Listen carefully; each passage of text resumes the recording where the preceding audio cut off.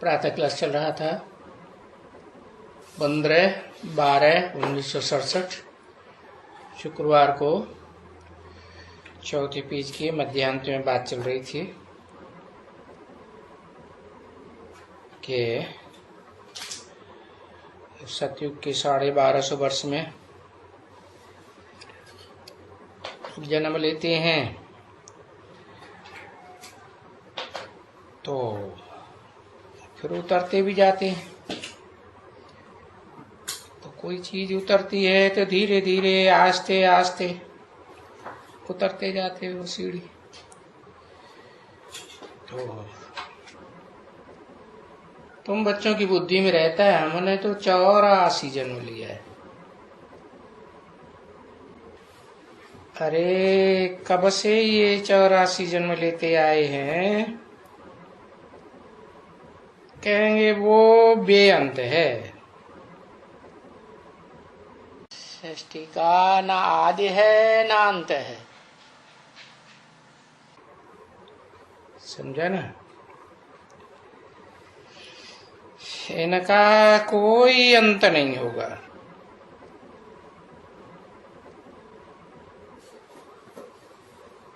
कल्प कल्प ये चक्कर ऐसे ही घूमता रहेगा, 84 का चक्कर। तो जब भी तुम ऐसे कहते हो तभी कभी कभी कोई ऐसे पूछते हैं क्यों भला, ऐसी सृष्टि क्यों जो हम चक्कर में ही पड़े रहते हैं? है चक्कर से बाहर नहीं निकल सकते क्या? है अरे भगवान को क्या पड़ी थी जो हमको 84 के चक्कर में ले आए? है तो कोई कोई ऐसे पूछते हैं, कोई कोई माने कौन? कौन से धर्म के होंगे? वही सन्यास धर्म के। उनकी संख्या कोई बहुत ज्यादा थोड़ी ही है। तो बाबा कहते अरे नहीं बच्चे, ये सृष्टि है, उसके आदि मध्य अंत, रचयिता रचना के आदि मध्य अंत को जानना चाहिए बच्चों को।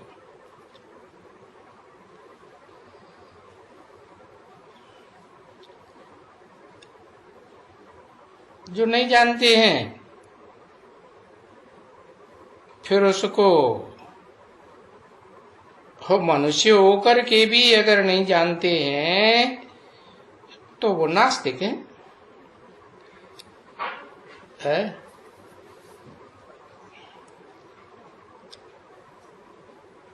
है ना नास्तिक?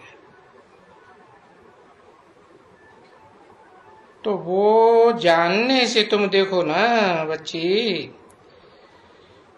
जानने से ही तुमको कितना पद मिलता है।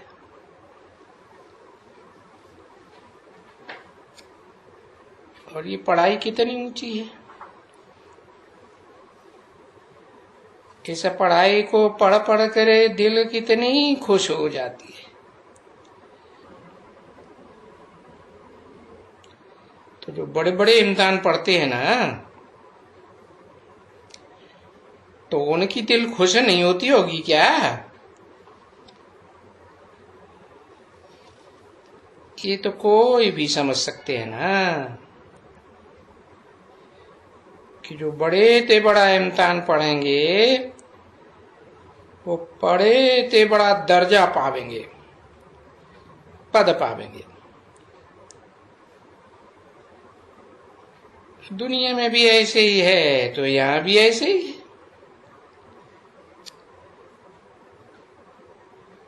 तो अभी देखो बच्चे, इसे पुरुषोत्तम संगम युग में देखो,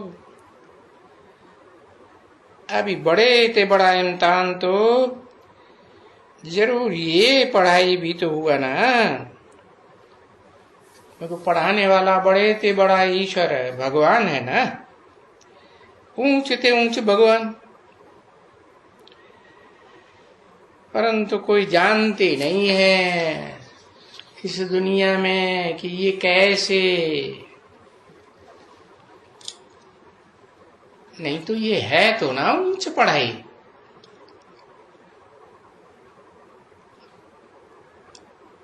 पंद्रह 12/1967 की प्रातः क्लास का 5वां पेज। अभी तुम बच्चों को मालूम है ना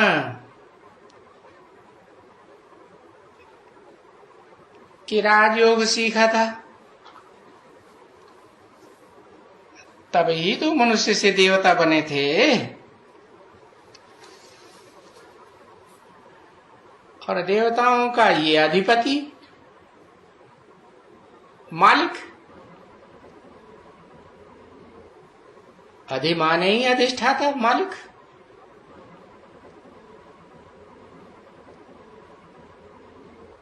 तो अभी तुम बच्चे जान गए हो ना कि देवताओं का जो मालिक तो महादेव ही होगा ना, कि छोटा मोटा देव होगा, नहीं, कि मालूम हो गया इनको ही राजा ही स्थापन करनी है। तब ही बाबा ने कल भी समझाया था कि ये जो सुबह सुबह को प्रभात फेरी बनाई थी, ये कहाँ की यादगार है। दोपहर को क्यों नहीं प्रभात फेरी निकालते है? दोपहर फेरी निकालें, शाम फेरी निकालें, रात फेरी निकालें, ऐसे क्यों नहीं निकालते है? क्योंकि ये संगम युग की परंपरा पड़ी हुई है। हाँ, जब सूर्य उदय होता है, प्रभात होना होता है, भात माने रोशनी, प्रभात माने प्रकाश रोशनी, अंधेरे से रोशनी में आते हैं ना। तो ज्ञान सूर्य प्रगटा, ज्ञान अंधेर विनाश, तो बाहर निकल पड़ते हैं। अभी बाबा के पास समाचार नहीं आया हुआ है। बाबा ने लिखा है कि तुमने इनको आगे किया कि ये स्थापना हो रही है पढ़ाई से,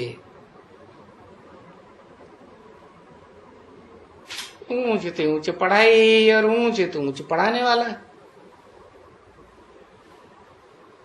तो देखो ये पढ़ाई से कितना ऊंच पद मिलता है।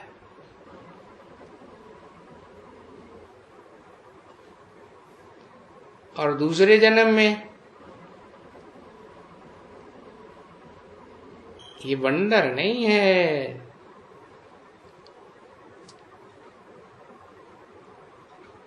हम इस मृत्युलोक में पढ़ें अंत में, और अमर अमर लोक के आदि में हमारा जन्म।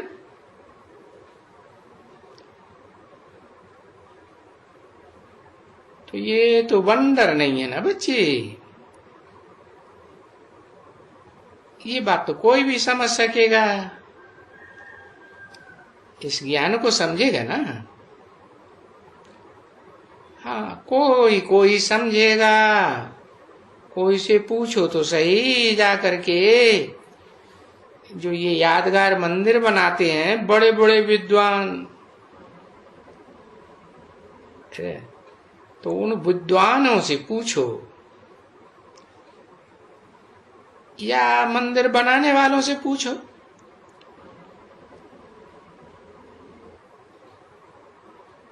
तो वो कोई विद्वान नहीं है बनाने वाले,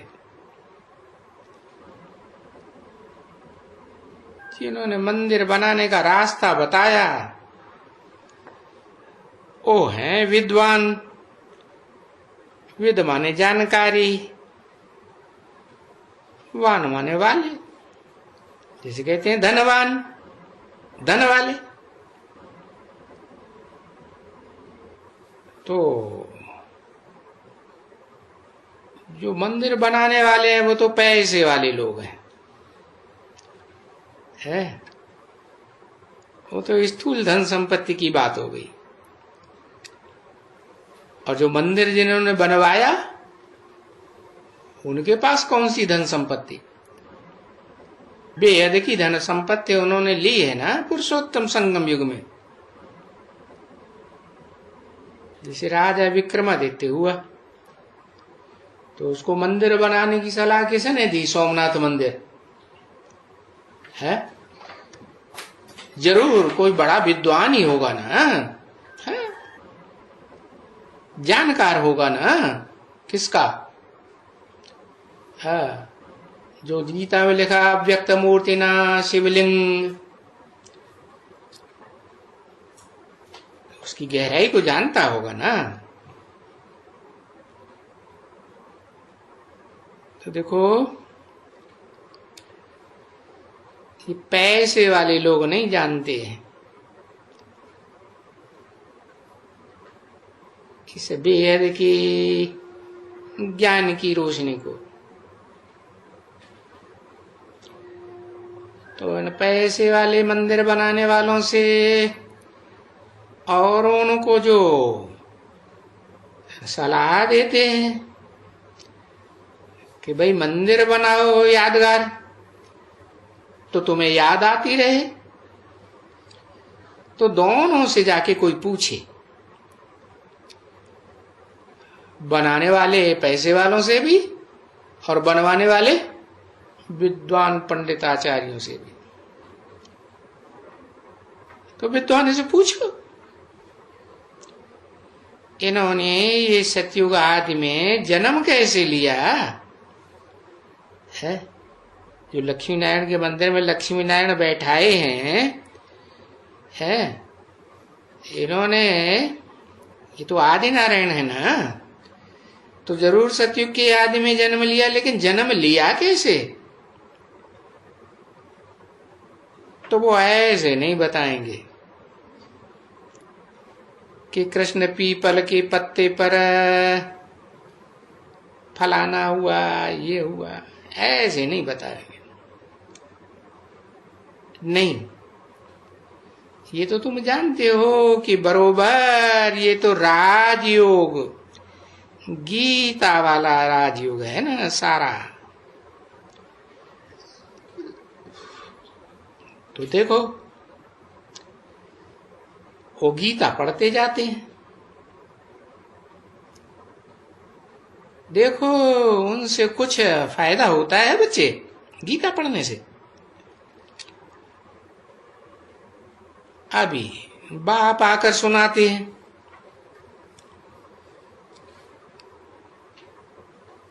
अभी सुनाई आगे भी बाप ने थी। कब है? कब सुनाई थी? है?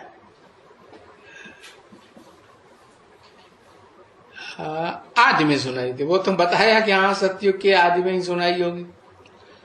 हाँ, 36 से 42, 1936 से 42 के बीच ओम मंडली में सुनाई, गीता ही सुनाई थी ना। हाँ, गीता के अर्थ करके बताए थे, है?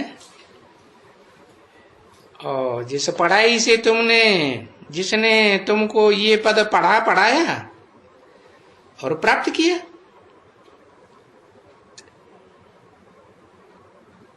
पहले जरूर खुद पढ़ा होगा, फिर पढ़ाया होगा, और ये गीता ज्ञान से विश्व की बादशाही का पद लिया होगा। तो अभी फिर तुम जानते हो, हम फिर से वही पढ़ाई पढ़ते हैं। और ये पढ़ाई पढ़ने के लिए तुम आते हो ना, यहाँ आकर के कहते हो बाबा हम आए हुए हैं, तो बाबा पूछते हैं, आगे भी कब मिले थे? तो हाँ बाबा। क्या कहते हैं बच्चे? जवाब क्या देते हैं? क्या जवाब देते हैं? 5000 वर्ष का जवाब देते हैं, घिसा पिटाया। अरे ये ओम मंडली की याद नहीं आती है? वो बात नहीं बताएंगे है? हाँ, तो कहेंगे बच्चे, हाँ बाबा 5000 वर्ष पहले मिले थे हम आपसे। और मंडली की बात भूल जाती है। अरे क्यों मिले हो बाबा? बाबा आपसे वर्षा लेने के लिए स्वर्ग का। अरे भाई,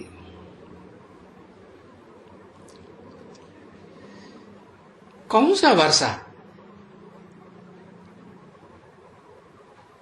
हम लक्ष्मी व नारायण बनने के लिए बाबा, ये हमारा वर्षा है। पुरुष हैं तो नर से नारायण बनेंगे, नारी चोला है तो नारी से लक्ष्मी बनेंगे। ये है हमारा एम ऑब्जेक्ट। तो अभी कोई भी आएंगे ना, कोई गांवड़े से आएंगे, कोई बुढ़े होंगे, तो ये सीख करके आते हैं पक्का पक्का है कि हम वहां क्यों जाते हैं। क्या क्या सीख करके आते हैं? ये सीख करके आते हैं। वहां ये पूछा जाएगा, टीचर से ये बता देती है, पूछा जाए आगे कब मिले थे, तो नई नई जिज्ञासा होंगे। हाँ बाबा, हम हर 5000 साल पहले मिलते, 5000 साल पहले भी मिले थे, अभी भी मिले, आगे भी 5000 साल के बाद मिलते रहेंगे। तो बाबा जब पूछने जाते हैं तो बहुत करके तो सब यही बात बताते हैं। क्या? 5000 साल पहले। ये किसी की बुद्धि में नहीं आता। क्या आगे कब मिले थे?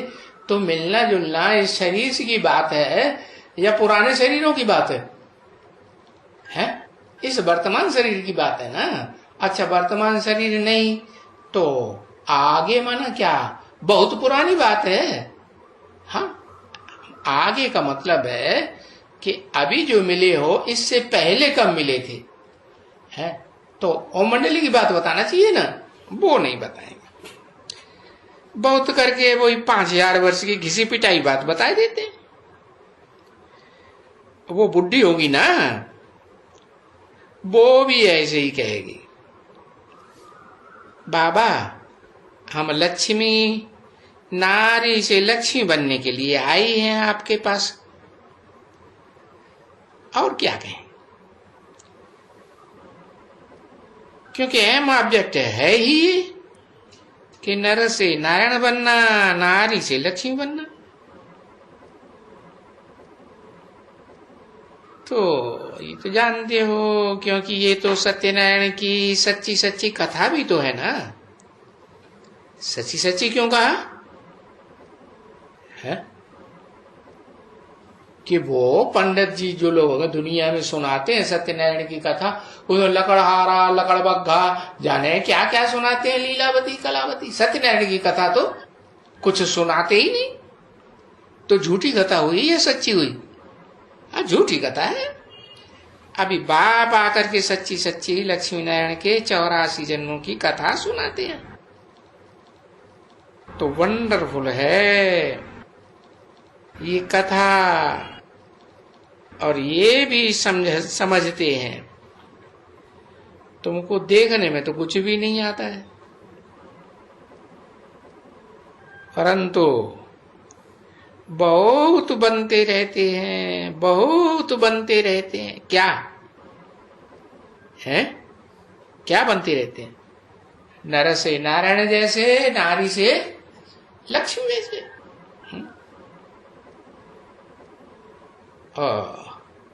फिर प्रजा भी तो बनेगी ना बच्चे, और राजाएं भी बनेंगे। हाँ, राजाएं थोड़े होते हैं, प्रजा बहुत होती है। वो भी फर्स्ट क्लास प्रजा, सेकंड क्लास प्रजा, थर्ड फोर्थ क्लास प्रजा। तो जो अच्छी तरह से समझ जाते हैं इस राज को, उनको अंदर की खुशी रहती है। क्योंकि अभी देखो, ये बैठे हुए बच्चे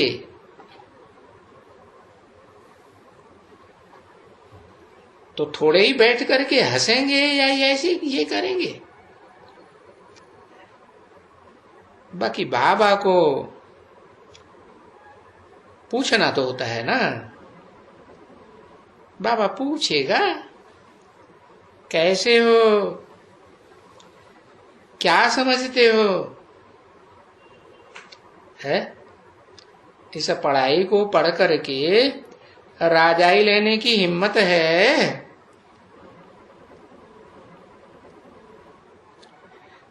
तो बोलेंगे वाह, हमको हिम्मत क्यों नहीं है, हम आए ही है यहाँ पढ़ने के लिए, नर से नारायण बनने के लिए। और ये कोई बड़ी बात तो है नहीं इस पढ़ाई में। इसका नाम ही है सहज पढ़ाई, सहज ज्ञान और सहज राजयोग। क्या करते हैं उसके लिए? पहले पहले तो अपन को आत्मा समझते हैं।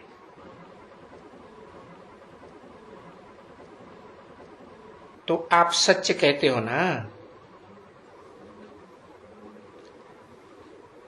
हम जो अपन को देह समझ करके बैठे थे वो तो रंग बात थी,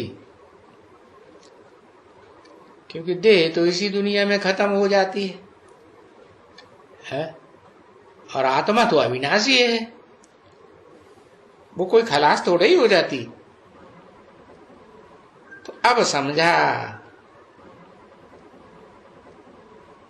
कि देह को समझना तो रंग बात।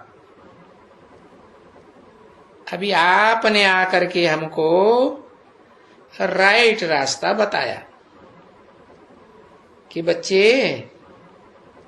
तुम देह नहीं हो। जो कोई तुमसे पूछता था तुम क्या हो, तो तुम बताते थे, है देह की पहचान बताए थे, मैं बुढ़ा हूं, मैं बच्चा हूं, मैं नौजवान हूं, मैं राजा हूं, मैं फकीर हूं, है मैं नौकर हूं। क्या इस देह के बात बताते थे ना? क्या नहीं बताते थे? बताते थे। सो तो अभी भी हम इस बात को समझ गए कि हम आत्मा हैं। परंतु बाबा इतना समय जो देह अभिमान में हम रहे जन्म जन्मांतर, और इस समय में हम आत्मा अभिमानी बनकर रहे। तो बाबा बहुत जन्मों की प्रैक्टिस पड़ी हुई है, क्या समझने की है? देह समझने की तो प्रैक्टिस पक्की हो गई है। हाँ, तो देखो ये बात बहुत डिफिकल्ट हो जाती है, क्या अपन को आत्मा समझना। अरे बाबा घड़ी घड़ी भूल जाते हैं, है? हाँ भूल जाते कि नहीं? हाँ, घड़ी घड़ी अपने नाम और रूप में फंस पड़ते हैं, अपने नहीं तो दूसरों के नाम रूप में फंस पड़ते हैं। और आप कहते हो कि नहीं, नाम रूप से न्यारे हो जाओ।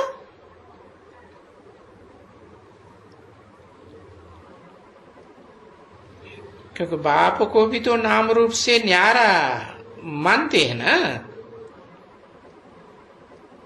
कि बाप नाम रूप में फंसने वाला है। नहीं, तो भक्ति मार्ग में गीत गाते रहते हैं। है क्या गाते हैं? हाँ, ले गयो चीर मोरारी मैं कैसी करूं। है चीर माने और शरीर रूपी वस्त्र ना, जग से है जइयो न्यारी, चीर तुम्हारो तब हम दइए। अरे तो कुछ फायदा करेंगे कि पुराना ही चीर दे देंगे? हाँ, नया चीर देंगे। तो देखो गीत कैसे कैसे बनाए। अब नाम रूप से न्यारे है, तो ऐसे तो नहीं कहते हैं कि नाम नाला जो तुम्हारा रखा है उनसे न्यारे अपन को समझो, है? क्योंकि आत्मा को आत्मा कह के तो नहीं बुलाएंगे। क्या आत्मा का जो शरीर है वर्तमान में, उस शरीर का नाम लेके बुलाएंगे ना, तो उससे नाम से न्यारा होना है क्या? नहीं, नाम से न्यारा होने की बात नहीं है। तो फिर किससे न्यारा होना है?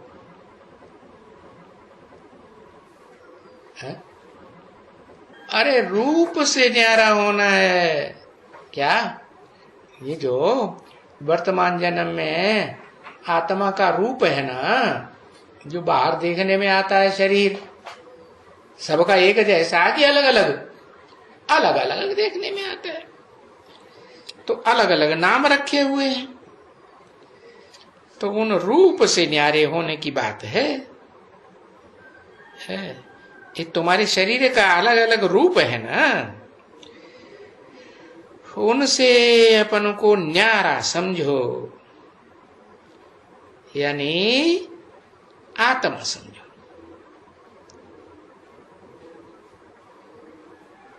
अभी नाम रूप से न्यारा तो सहज बात है ना। तो जो जो इनको कहते हैं नाम रूप से न्यारा बनो, तो ये समझ जाते हैं। क्या क्या समझ जाते हैं? कि हम आत्माओं का बाप है, वो भी तो नाम रूप से न्यारा है ना,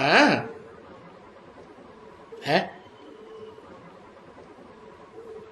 नहीं है? नाम और रूप दोनों से न्यारा है। हाँ, उसका नाम जो है ऐसा है जो दुनिया में किसी का नाम नहीं। क्या?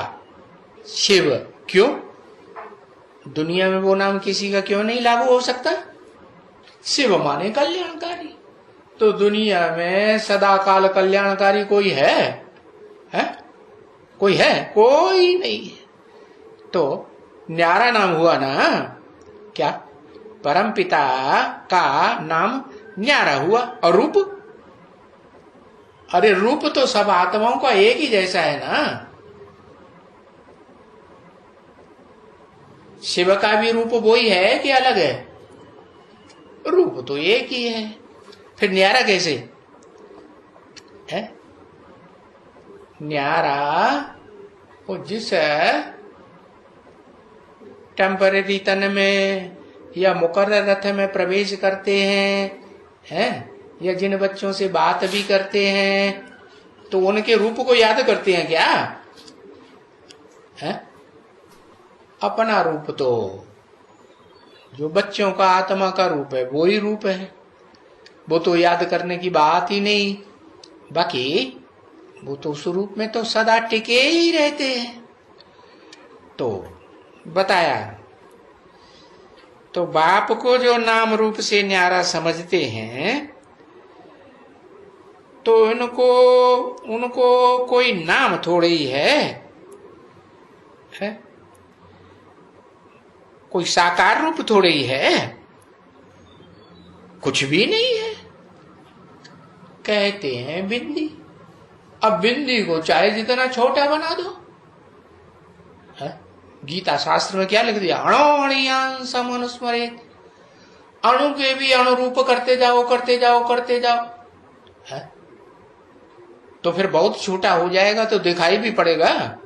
हाँ, वो तो देखने में भी नहीं आएगा। और उसको फिर कोई चिंतन कर सकता है? इतने सूक्ष्म को कोई चिंतन भी नहीं कर सकता। तो गीता में लिख दिया अचिंत्य, चिंतन भी न करने योग्य। अरे तो कुछ भी नहीं है ना। अभी नाम आत्मा तो जरूर सबका है। जितनी भी आत्माएं सब आत्माएं। बाप का भी तो आत्मा नाम है ना। हाँ, उनको सुप्रीम सोल कहा जाता है? क्यों कहा जाता? क्योंकि बच्चे, आत्मा रूपी जो बच्चे हैं, जो काम करते हैं, उन कामों के मुकाबले सुप्रीम सोल, सुपरमेसी का काम करते होंगे ना। ऊंचा काम करते होंगे कि बच्चों जैसा ऊंचाई काम करते हैं। इसलिए सुप्रीम को ही परमपिता कहते हैं। कि जितने भी पिता हैं इस संसार में, आत्मा रूपी आत्मा, जो आत्माएं हैं जितनी संसार में, उनमें संसार में पार्ट बजाने वाली आत्माओं में सुप्रीम सोल ही परमपिता है। तो ये लौकिक बाप को परमपिता अक्षर कभी निकलेगा क्या? नहीं निकलेगा। परमपिता का परम का अक्षर ही दिया हुआ है। जैसे कि एक बाप को, फिर इसको सुप्रीम भी कहते हैं और परम पिता भी कहते हैं। परम कहो, सुप्रीम कहो, बात तो एक ही है। फिर कहते हैं वाहे गुरु। वाह वाह उसकी ही है। और बाप बताते भी हैं। और सबकी जयंती है कौड़ी तुल्य जयंती। और सुप्रीम सोल बाप की जयंती, परमपिता की जयंती है कैसी? कौड़ी तुल्य नहीं, बट पाउंड, हीरे समान जयंती। तो देखो, सच्चा गुरु है ना, तो सदगुरु भी कहते हैं। 15/12/1967 की प्रातः क्लास का 6ठा पेज। तो फिर उनके पिछाड़ी सतगुरु है। किन की पिछाड़ी है? तो फिर कहते हैं सदगुरु कौन? उनसे पूछेंगे बच्चे, तुम सिखों को भी बहुत ज्ञान दे सकते हो, सदगुरु का अच्छी तरह से दे सकते हो। इसलिए फिर जब वो आते हैं ना सिख लोग, तो बहुत आते हैं। और बाबा क्या करते हैं? उनको खुश करने के लिए सिंह के बदले शेर नाम रख देते हैं। पंजाब की शेरे वाली प्रसिद्ध है ना, है? तो उनको तो समझना बहुत सहज है, क्योंकि पहले से ही सदगुरु को मानते हैं ना। एक सदगुरु अकाल मूर्त है, ऐसा मूर्त जिस मूर्ति को कोई खंडन नहीं कर सकता, कालों का काल महाकाल। ओम शांति।